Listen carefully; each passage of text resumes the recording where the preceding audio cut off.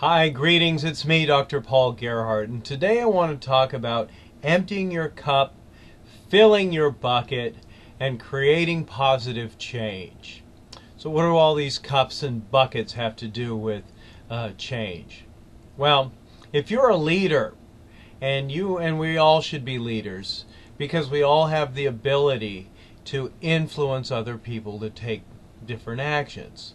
Well, and in every organization there are people at all different levels that are in charge of making sure that organizational goals are being met.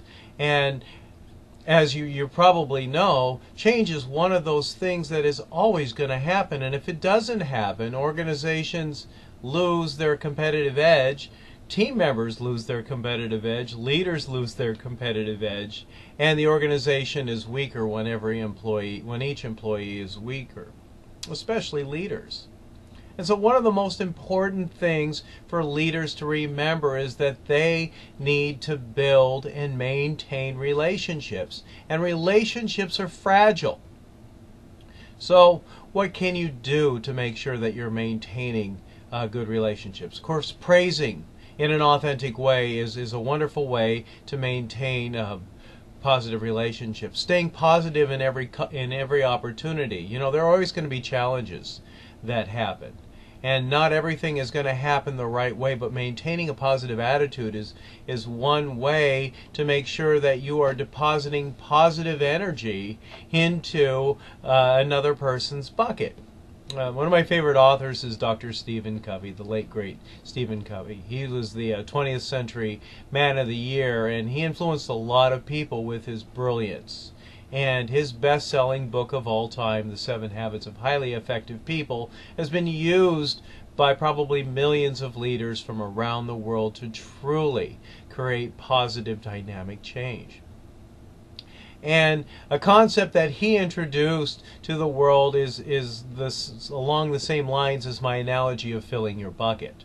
You know, he introduced this philosophy of an emotional bank account.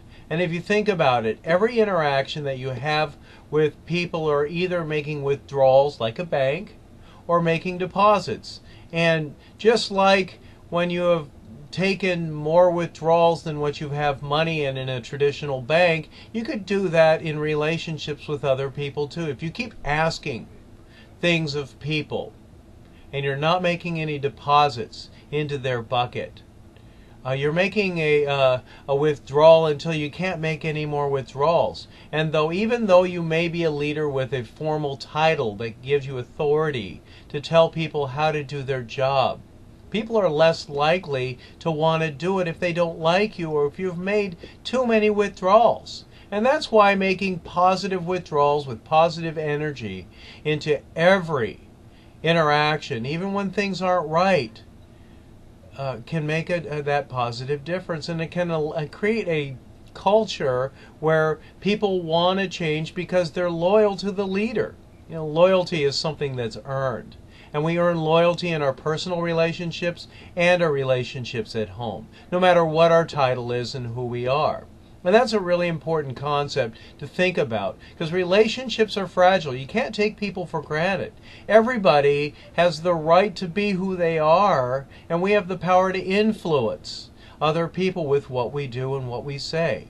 And quite frankly, people don't really want to be around people where all they get is take, or negativity. I mean, that's kind of a given, obviously.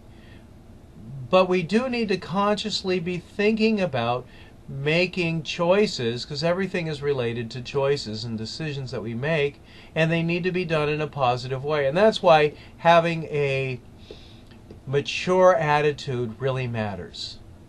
Really be thinking about the relationships that you have with each individual and recognizing that if your bank account or bucket is low with that individual, it will be harder to ask them to do something else, especially if it changes the way that they do things.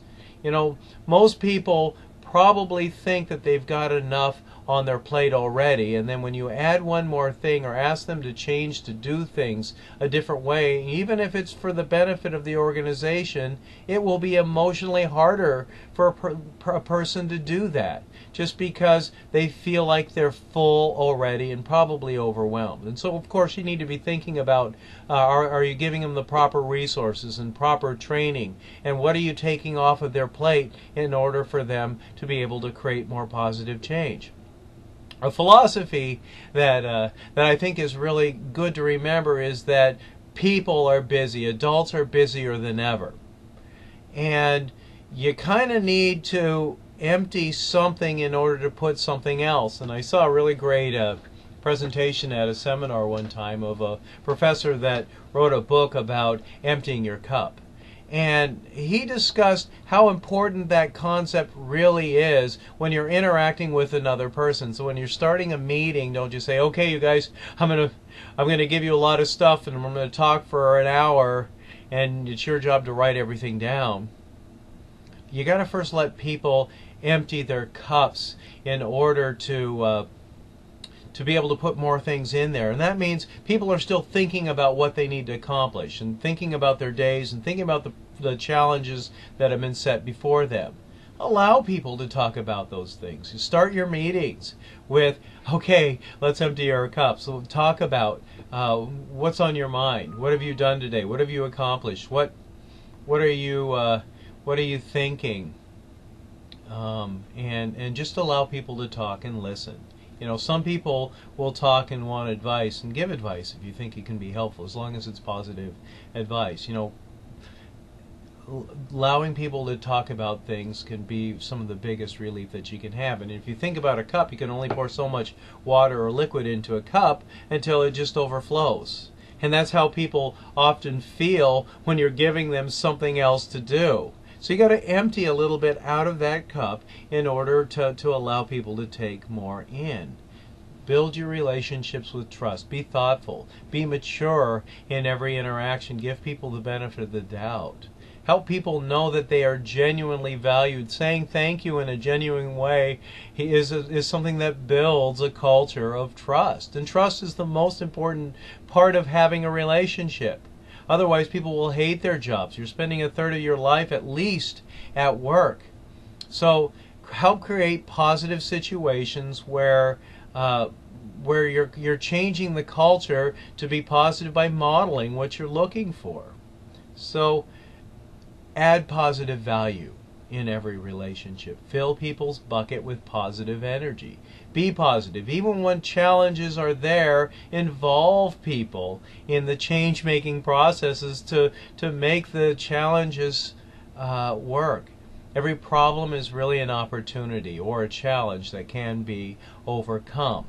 But that involves having a positive atmosphere and a positive culture where people will embrace change rather than feel like it's just one more thing that fills up their bucket with negativity until it overflows with negativity. Allow people to empty their cup before you put anything else into it. And you do that through empathetic listening.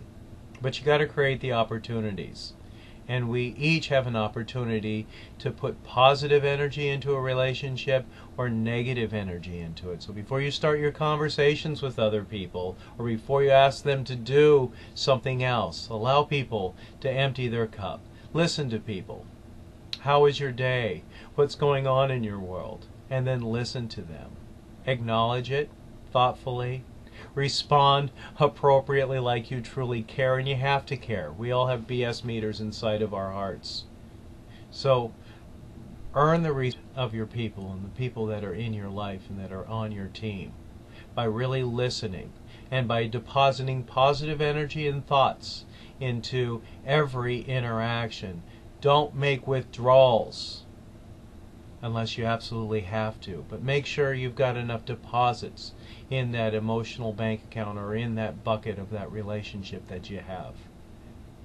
Do good things. Change is not always easy, but it's always necessary if you want to stay competitive in your organization, if you want to keep your team above afloat, and competitive, and also individually as our own personal brand managers. We need to make sure that we're always seen as people who truly care, that are actually people who are competent and able to get things done, and you do that with the support of other people who want to help you accomplish your goals. Thanks for your time.